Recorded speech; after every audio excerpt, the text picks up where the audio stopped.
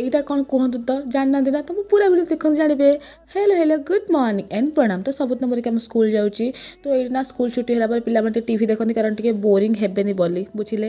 ଦେନ୍ ତାପରେ ମୁଁ ଟିକେ ଘରକୁ ପଳେଇ ଆସିଥିଲି। ଆଉ ମୁଁ ଜାଣିଛନ୍ତି ତ ମୁଁ କ୍ୟାମେରା କେତେ ଷ୍ଟାଇଲ୍ ମାରେ ତ ସେଭଳିଆ ମାରିଦେଲି। ତାପରେ ନା ଏଇଟା ଦେଖନ୍ତୁ ଏଇଟା ହେଉଛି କୃତ୍ରିମ ଘଷାଘଷି, ଏଇଟା ହେଉଛି ପ୍ରାକୃତିକ ଘଷାଘଷି। ତ ଆପଣମାନଙ୍କୁ କେଉଁଟା ପସନ୍ଦ ମୋତେ କମେଣ୍ଟରେ କହିବେ ହେଲା। ତ ଏଇଟା ହେଉଛି ମୋର ମକର ସଂକ୍ରାନ୍ତିର ଭ୍ଲଗ୍। ସମସ୍ତଙ୍କୁ ହାପି ମକର ସଂକ୍ରାନ୍ତି। ତାପରେ ନା ମୁଁ ଟିକେ ଭୋଗ ନେଇକି ଯାଉଛି କ୍ଷୀର ଆଉ କଦଳୀ। ଆଉ ଜାଣିଛନ୍ତି ତ ଫୋନ୍ପେ କରିଛି ମୁଁ ଦକ୍ଷିଣାଟା, ମୁଁ ବହୁତ ଇଣ୍ଟେଲିଜେଣ୍ଟ। ତାପରେ ଏଇଟା ହେଉଛି କୋଳି ଆକ୍ଚୁଆଲିରେ, ତ ଏତେ ବଡ଼ ବଡ଼ ହେଇଛି। ତାପରେ ମୁଁ ଆସି ଖାଇ ଦେଇଥିଲି ପିଠା। ଆଉ ଖାଇସାରିଲା ପରେ ମୁଁ ପଢ଼ିବାକୁ ବସିଯାଇଥିଲି। ଆପଣମାନେ ଭାବୁଥିବେ ପଢ଼ୁଛି କ'ଣ ଭିଡ଼ିଓ କରୁଛି, ମୁଁ ଆପଣମାନଙ୍କୁ ଦେଖୁଛି କି ମୁଁ କେତେ ଚିନ୍ତାରେ ରହିକି ପଢ଼ୁଛି ହେଲା, ସେଥିପାଇଁ ଭିଡ଼ିଓ କରିଥିଲି। ତ ଏଇଟା ମୋର କେତେବେଳେ ଭିଡ଼ିଓ କରିଥିଲି ମୁଁ ଜାଣିନି, ଶୋଇକି ଉଠିଲା ପରେ କି ମୁଁ ମନେ ନାହିଁ ମୁଁ କେତେବେଳେ ଭିଡ଼ିଓ କରିଥିଲି, କିନ୍ତୁ ମୁଁ ରଖିଦେଇଛି। ତାପରେ ମୁଁ ଗୋଟେ ପାର୍ସଲ ପଳେଇ ଆସିଲା, ଗୋଟେ ଥିଲା କି ଶାଢ଼ୀ, ମାନେ ପର୍ପଲ୍ ଶାଢ଼ୀ, ଯେଉଁଟାକି ମୁଁ ସରସ୍ୱତୀ ପୂଜାରେ ପିନ୍ଧିବି।